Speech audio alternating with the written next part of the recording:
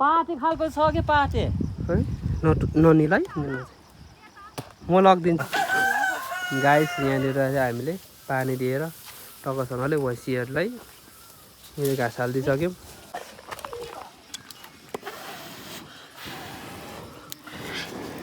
अब हेरौँ ढिला भयो भने बाक्सले आउनु भन्नुभएको छ सो साराङ यता हेर्नुहोस् यता हेर्नुहोस् च्याराङ जति हुँदैन हाम्रो मम्मीलाई चाहिँ थाहा हुन्छ नि त म्याक्सिमम पनि हामीले चाहिँ चप्पलले यहाँ छुनु पर्ने हुन्छ मेरो पछि हेलो एभ्रिवान व्हाट्सअप गाई के छ हामी चाहिँ यहाँनिर मकै खन्नु जानु लागिरह छोरी त्यहाँ छ यहाँ राजन भान्जाले पानी बनाउँदै यहाँ चारो खानु पर्ने हुन्छ केले खाने हो ए यो दाबिलोले ल म चाहिँ यहाँ चारो खान्छु ल गाईहरू मोमोले यहाँ राखेर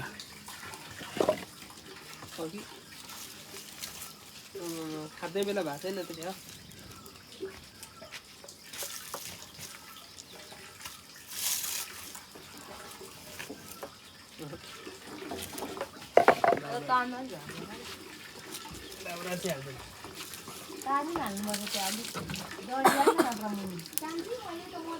यहाँनिर भैँसीलाई पनि पानी खुवाउनु पर्ने सो साराङ यता हेर्नुहोस् यता हेर्नुहोस् च्याराङ आमा छोरी चाहिँ घरमा आमा बुवालाई बोलाउँदैछ साराङ हातले मम्मी पर हुनुहुन्छ किन खानु हुँदैन त त्यो त गाइस हामी चाहिँ अब जान्छौँ फेरि हो यो एक साइडबाट भइहाल्यो हो त्यसै छोड्यो पस्छ होला अब हामी यहाँनिर चारोमा पानी हाल्ने कार्यक्रम हुँदैछ है भान्जा बाबुरामा कति हालिदिनु मम्मी हाल्नुपर्छ नि 2 जग 4 जग हालिदिनु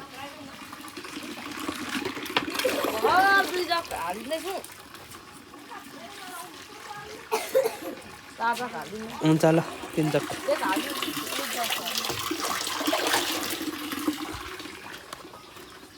ल गाइस के छ त आमा त हाम्रो पानी थाप्ने खतरा छ यहाँ ल भान्जी न अब भान्जीले आज भैँसीलाई घाँस पुऱ्याउँछ अरे अझ खन्ने पनि अरे पानी त मरिगयो नि मर्नु खोज्दैछ त ल गाइस यहाँनिर पानी अमला चाख्ने अरे हाम्रो बुढीले यहाँ हातमा देखाउनु न हातमा चाहिँ यस्तो अमला मात्रै क्या यस्तो अमला पानी जस्तो हुन्छ ल गाइस यसरी खानुपर्छ क्या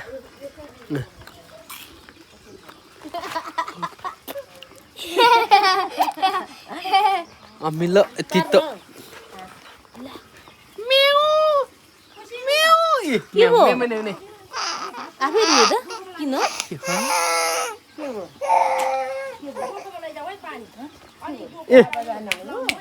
बाई बाई छोरी मेरो छोरी बाई बाई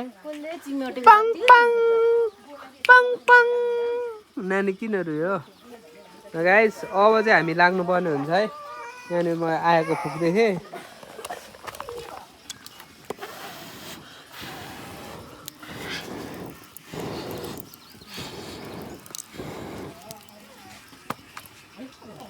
सँगले यहाँनिर आगो फुकेर हामी चाहिँ भैँसीलाई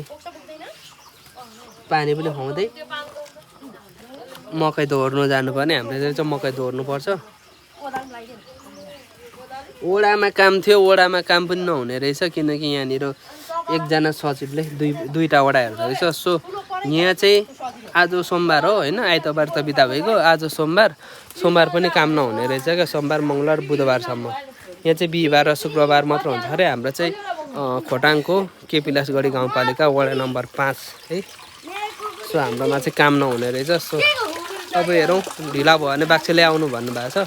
त्यस्तो इमर्जेन्सी हो भने माथि नै गइन्छ नत्र थर्टुमा हाम्रो बन्ने हो वडा कार्यालय अब हामी गइन्छ त्यहाँनिर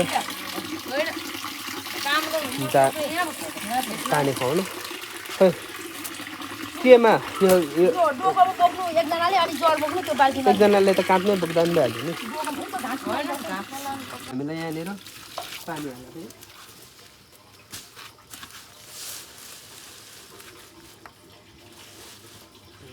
सिधा बनाउनु हुँदैन र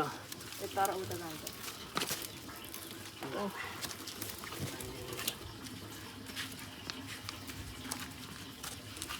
ल बोक्यो है पानी गाई छ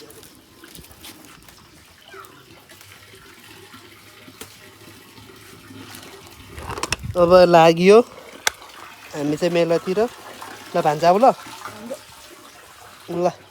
अब चाहिँ हामीले यहाँनिर जर्कीमा पनि बोकेर लाग्यो मेला जाँदै हाम्रो भैँसीलाई पनि पानी खुवाउनु पर्ने हुन्छ हामीले चाहिँ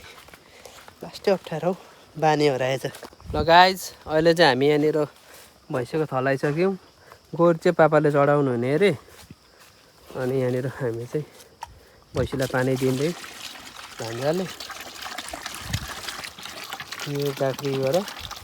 हामीले मकै दोहोर्नु पर्ने चाहिँ तल है यहाँदेखि तल मम्मीहरू जाँदै हुनुहुन्छ यहीँ तल है मम्मीहरू जाँदै हुनुहुँदो रहेछ यहीँ है हामीलाई दोहोर्नु पर्ने सो गाई चाहिँ अब चाहिँ हामी यहाँ पानी दिन्छौँ अनि जान्छौँ है यहाँनिर खोर्सानीहरू हाल्नु भएको रहेछ मम्मीले खोर्सानी रोप्नु भएको रहेछ यतातिर so let's see the guys चाहिँ हामीले पानी दिएर टक्कसँगले भैँसीहरूलाई यहाँ घाँस हालिदिइसक्यौँ यहाँ गोरु चाहिँ हाम्रो पापाले खोल्छु भन्दै हुनुहुन्छ यहाँनिर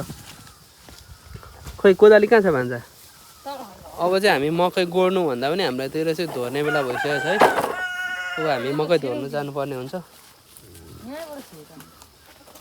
मै त्यहीबाट छिर्छु कि कोदाली कहाँ छ अरे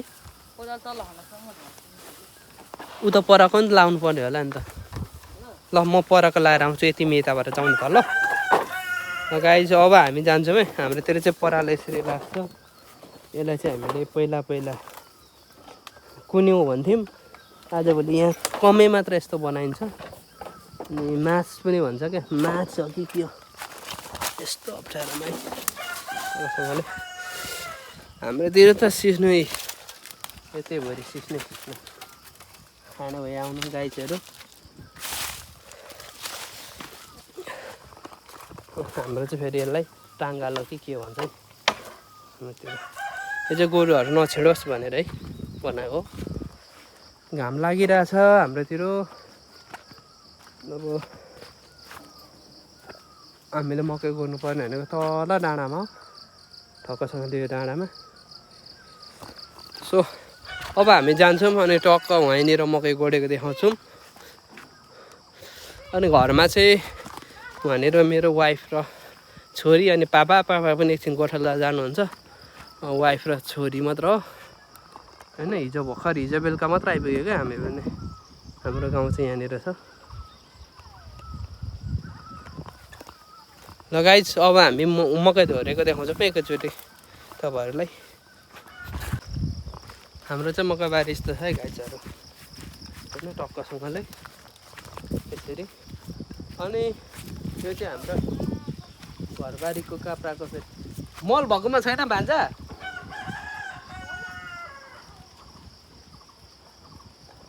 वहाँनिर अब भान्जालाई चाहिँ वहाँनिर माथि